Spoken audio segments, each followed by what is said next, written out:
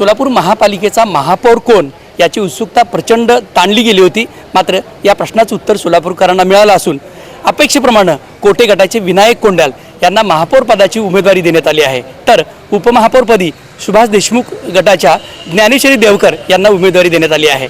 त्यामुळे आपल्या सगळ्यांना कल्पना असेल की सोलापूर महापालिकेमध्ये 87 असं भाजपचं बहुमत आहे आणि 6 फेब्रुवारी रोजी सकाळी 11 वाजता उपजिल्हाधिकारी गणेश निराळी यांच्या अध्यक्षतेखाली महापालिकेच्या सर्व नगरसेवकांची पहिली विशेष सभा होणार आहे आणि या सभेमध्ये महापौर आणि उपमहापौराची निवड होणार आहे।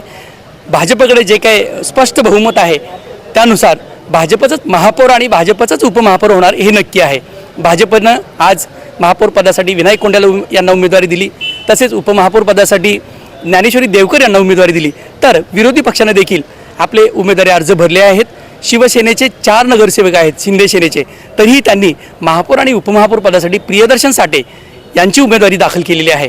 तर MIM पक्षाकडून तौफिक हत्तुरे यांनी आणि आसिफ शेख यांनी उमेदवारी अर्ज दाखल केलेला आहे। त्यामुळे आपल्या सगळ्यांना कल्पना असेल 6 फेब्रुवारी रोजी होणाऱ्या महापालिकेच्या सर्वसाधारण सभेत महापौर आणि उपमहापौर निवडीवर शिक्कामोर्तब होणार आहे।